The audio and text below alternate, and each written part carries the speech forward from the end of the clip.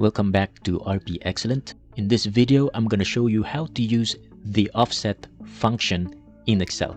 This function returns a cell or range of cells with specified number of rows and columns.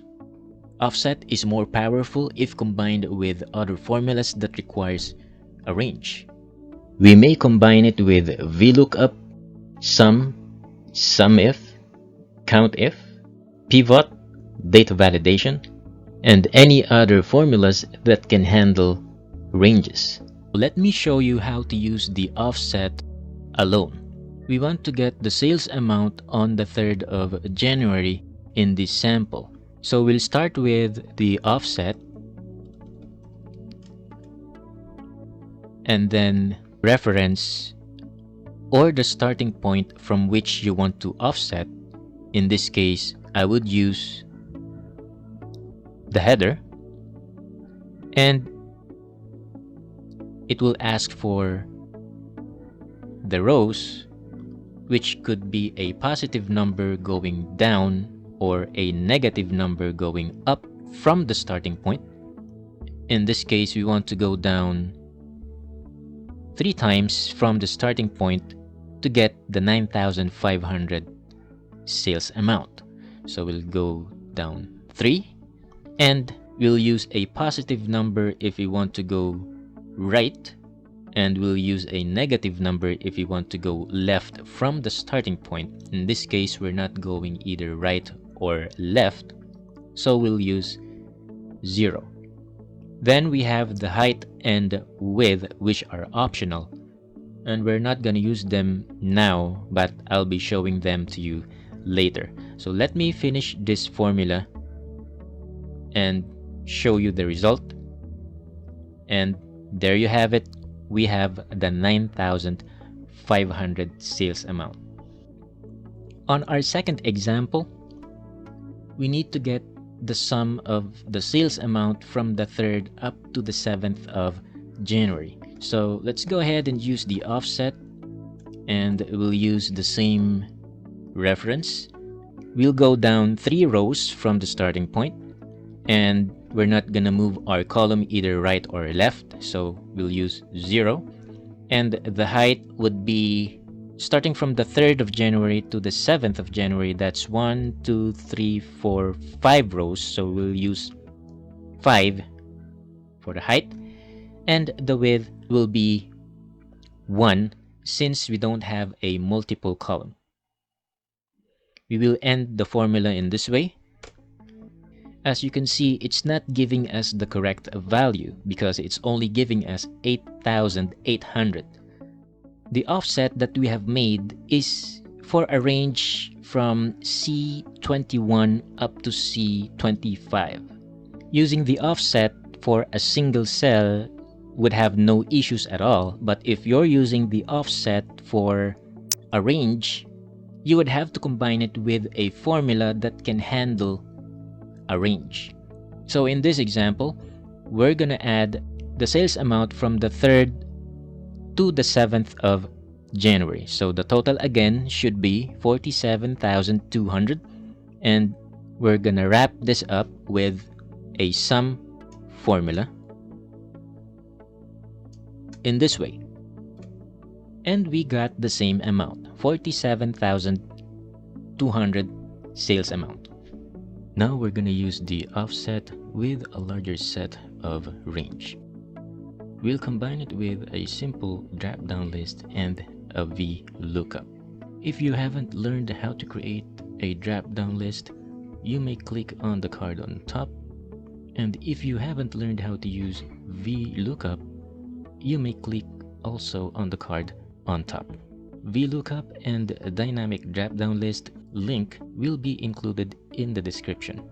Now you can see that I have created a drop-down list for the ID, and it's gonna be from RP001 up to 07. If I wanted to add an ID, I would have to update the drop-down list source manually. So let's say I have another list here for RP008, and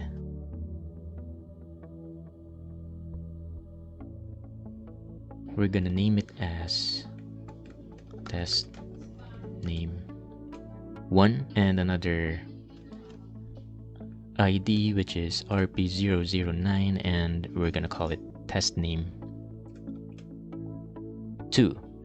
Now the data validation won't be able to update itself, and I'm gonna show you the formula for the source of this data validation. So we're gonna go to data validation, and once I click on this source, you would see that this is the range that was selected, and you're gonna have to redo selecting the source. But instead of doing that, we're gonna replace it with the offset formula. Here's how you can do it.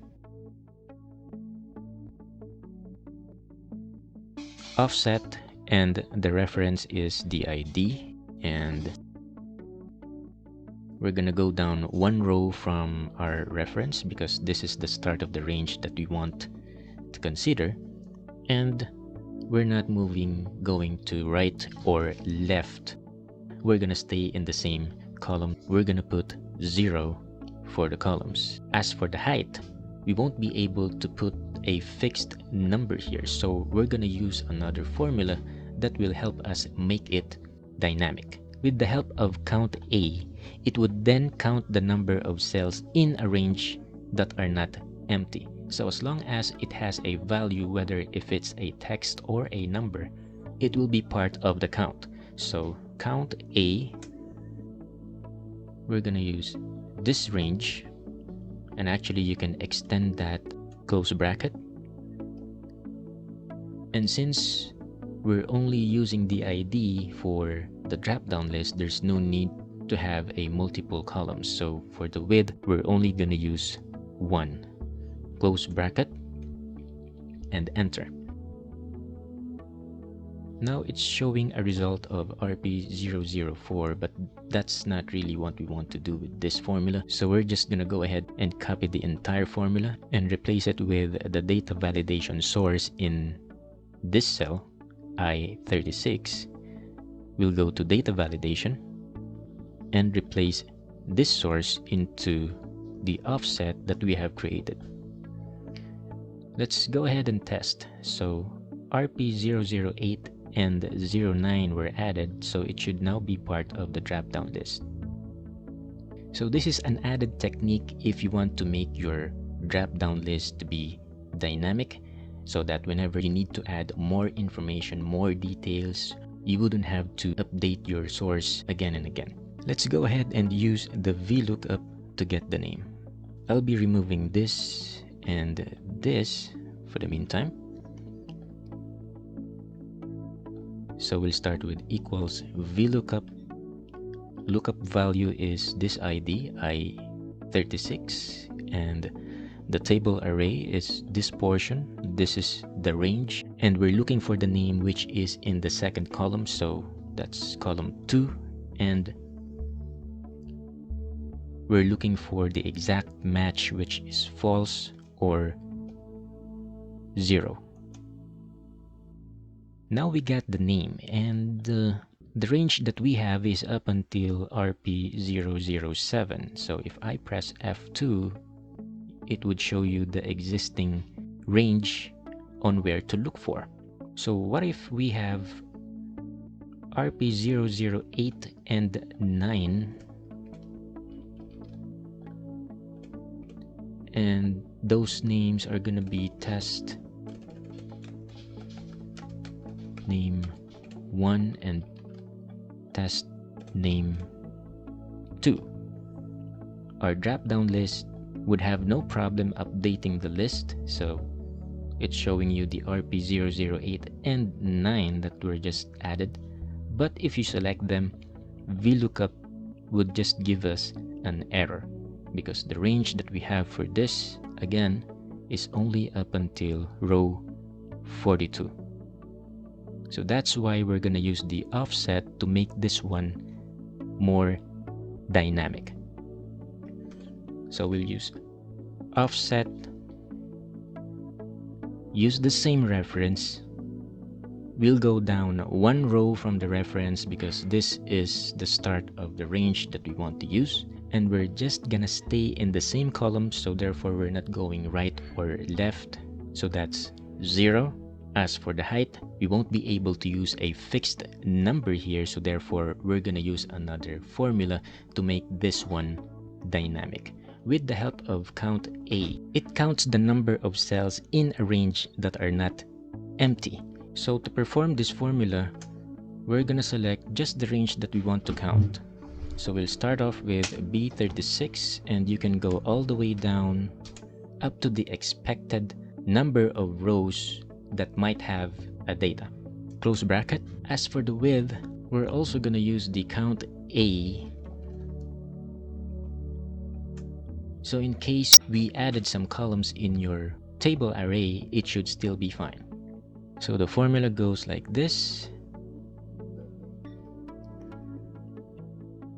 You may extend it if you want up to this portion, and close bracket.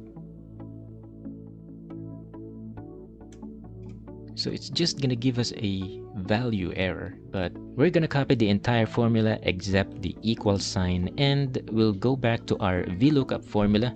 This portion of the Vlookup is the table array or the range. We're gonna remove this and replace it with the offset formula that we have created. We'll go ahead and press enter. And there you go.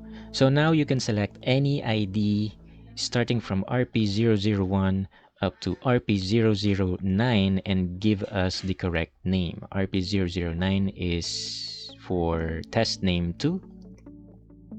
This one is for test name 1, and so on. So that's how powerful the offset is when combined with other formulas that handles ranges. If you think you have learned something new, please give this video a thumbs up. If you want to see more videos like this, hit that subscribe and bell button, and in that way you'll be notified when my new videos come out. If you want to see me cover other tutorials, please leave a comment and I'll try to add it to my videos to create. That's all I have for now. See you next time.